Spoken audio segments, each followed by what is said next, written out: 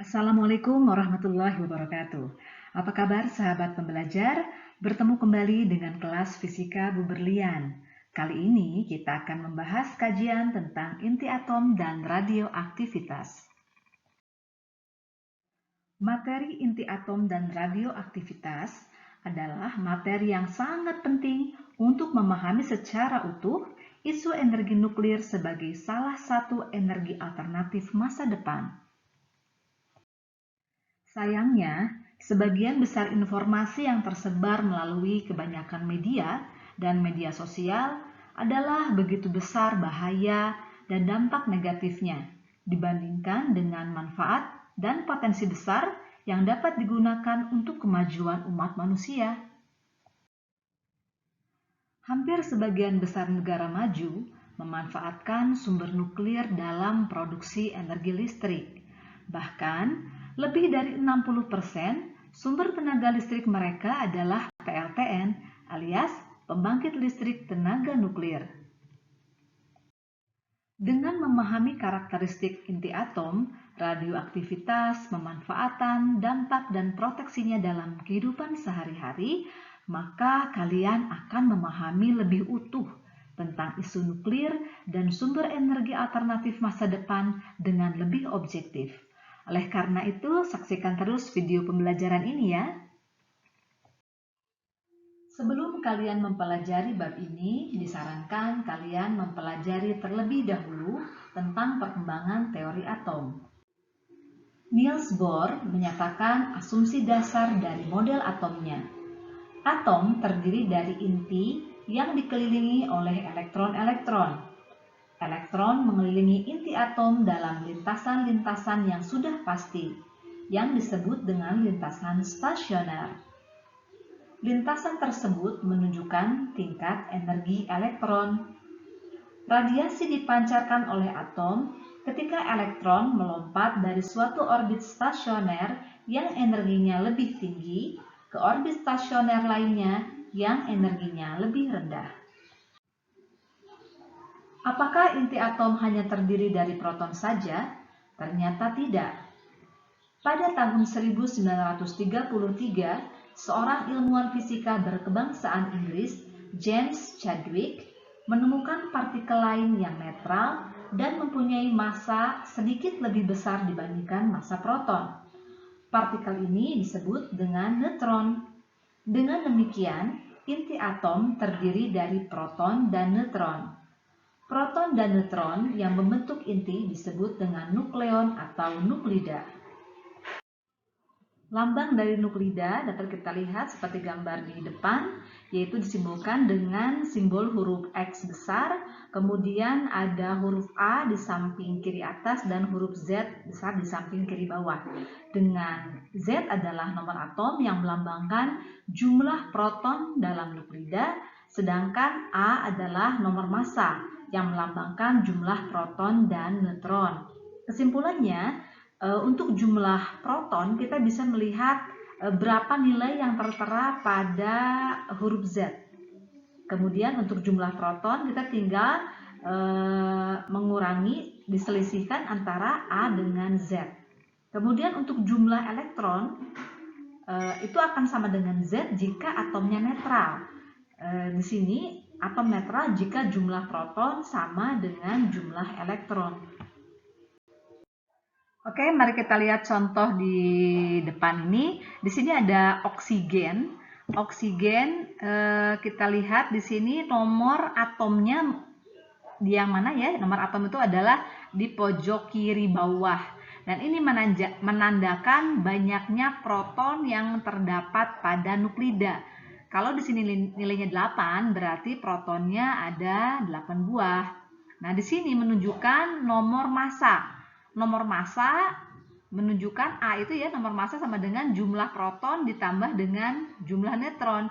Sehingga kita dapatkan di sini neutronnya sama dengan 8. Kalau di sini berapa nih neutronnya? Neutronnya berarti 17 dikurangi 8 yaitu 9. Di sini neutronnya sama dengan 10 ya, 18 dikurangi 8. Oke, di sini nomor atomnya semuanya sama, tetapi ternyata neutronnya memiliki banyak yang berbeda.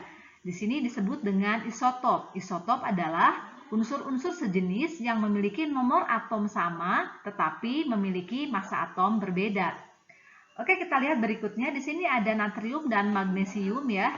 Dan natrium dan magnesium ini ternyata memiliki nomor massa yang sama, 24.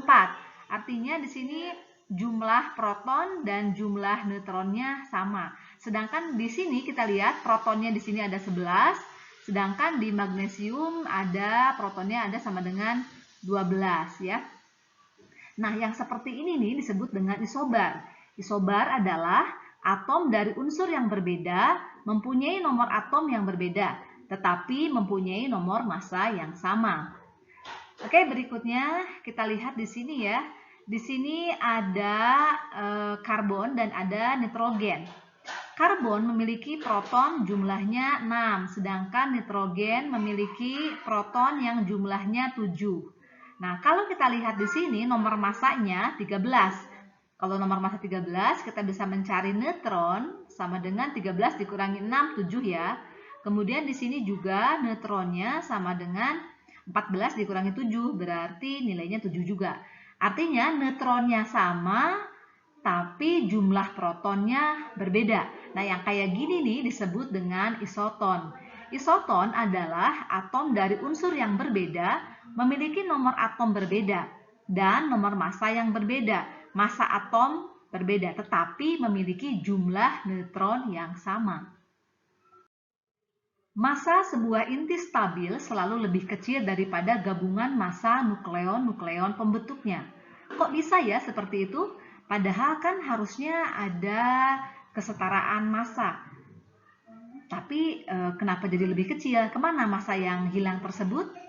Selisih massa antara nukleon-nukleon pembentuk inti dengan massa inti stabilnya disebut dengan defek massa. Mari kita perhatikan gambar berikut. Di sini ada sebuah nuklida helium yang terdiri dari protonnya 2 ya, dan neutronnya juga 2. Dan helium ini dihasilkan dari 2 buah atom hidrogen dan 2 buah neutron. Kita lihat di sini, ternyata keseluruhan massa penyusun helium itu adalah 4,0330 U atau ini SMA ya, satuan massa atom. Jadi lebih besar ketimbang nilai nuklida dari helium sendiri yang nilainya adalah 4,0026 SMA atau satuan massa atom.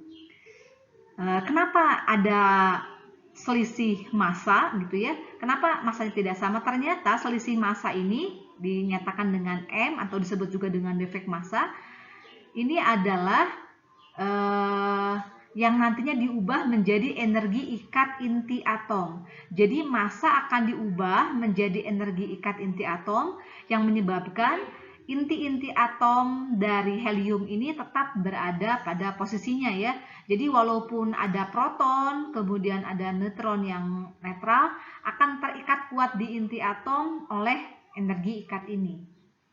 Jadi defek massa ini digunakan untuk menjadi energi ikat dari inti atom. Bagaimanakah cara mencari defek massa? Defek massa disimbolkan dengan simbol delta M ya.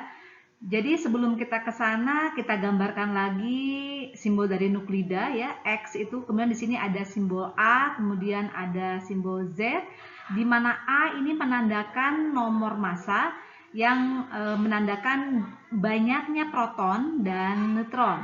Sedangkan untuk Z ini adalah nomor atom yang menandakan banyaknya nilai banyaknya proton ya. Jadi banyaknya proton yang terdapat dalam nuklida. Oke, kemudian tadi kita cari defek massa delta M ini sama dengan banyaknya ya sigma P, banyaknya proton dikalikan dengan massa proton ditambah dengan banyaknya neutron dikali dengan massa neutron dikurangi dengan massa dari inti atom. Ya, seperti itu. Kemudian sini defek massa juga dapat kita nyatakan. Dilihat di sini ya, bahwa sigma P itu kan adalah banyaknya proton. Banyaknya proton bisa kita nyatakan dengan simbol Z ya. Z dikali dengan massa proton. Kemudian untuk mencari banyaknya neutron bisa kita cari dengan di sini A dikurangi dengan Z ya. Jadi ini adalah mencari banyaknya neutron dikali dengan massa neutron dikurangi dengan massa dari inti atom.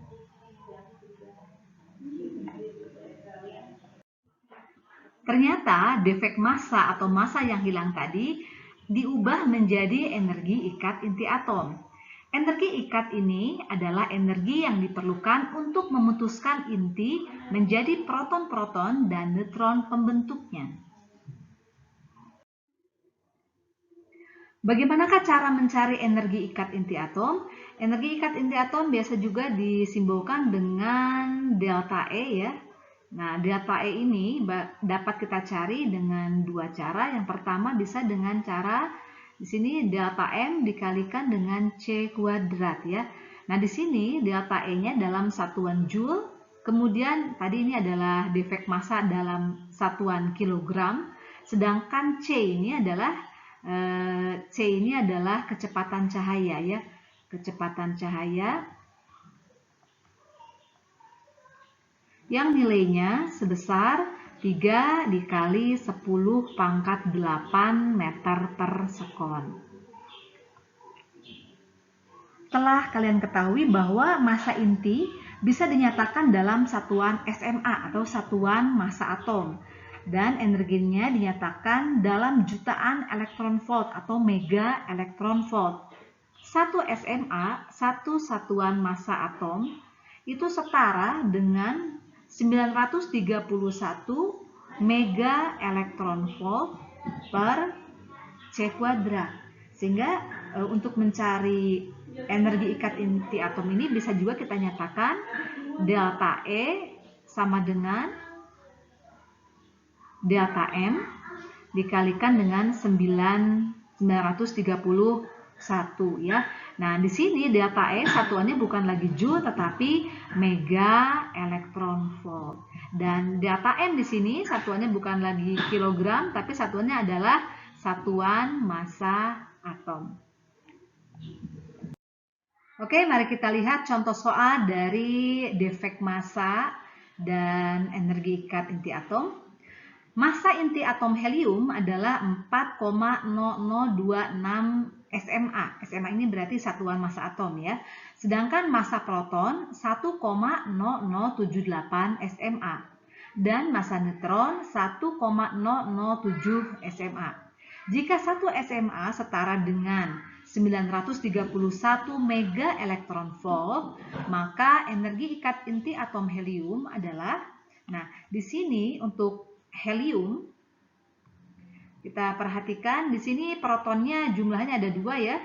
Kemudian kita lihat di sini karena nomor atomnya 4 berarti menandakan bahwa neutronnya ini sama dengan 2 ya, 4 dikurangi 2. Jadi protonnya 2, neutronnya juga 2. Nah, untuk helium ini dibentuk oleh 2 buah proton.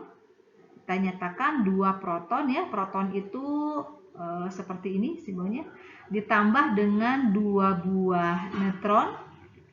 Ini menghasilkan inti atom helium ya, yang simbolnya seperti ini, helium.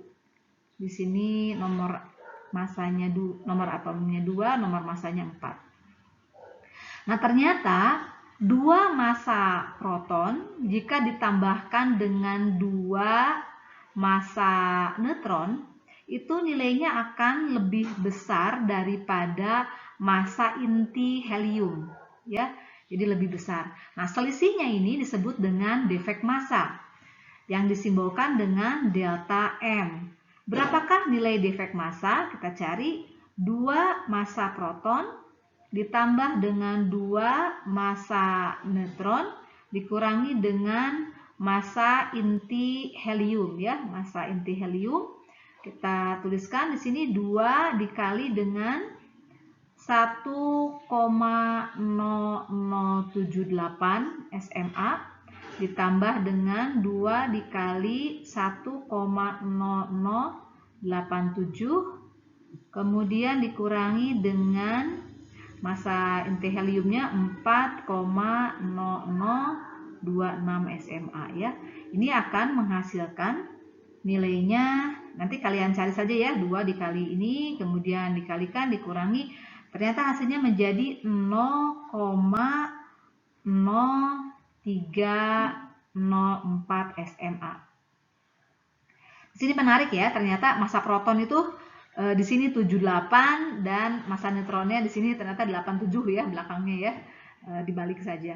Oke, di sini kita sudah dapat defek massanya. Kita akan mencari berapa energi ikat inti atom helium ya.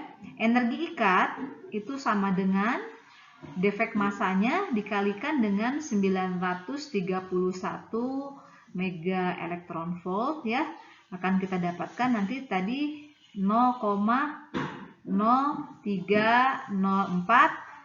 kemudian kita kali dengan 931 ya. Nah, kita lihat di sini ya, karena ini angkanya banyak, kita mengkalikannya juga agak-agak ribet, agak-agak susah. Kita lihat aja di sini angkanya ada 3 dan ada 9. Kalau kita kalikan berarti kan dekat dengan 27 ya, 27. Kita cari yang depannya dekat-dekat, nyerempet-nyerempet sama 27. Ternyata, nah yang C itu dekat ya, jadi 28 gitu, karena ini ada lebihnya ya. 931, kemudian ada 304. Ternyata kalau kita kalikan dengan kalkulator hasilnya pun seperti ini, 28,3024 mega elektron volt. Ternyata sama ya. Jadi jawabannya yang C.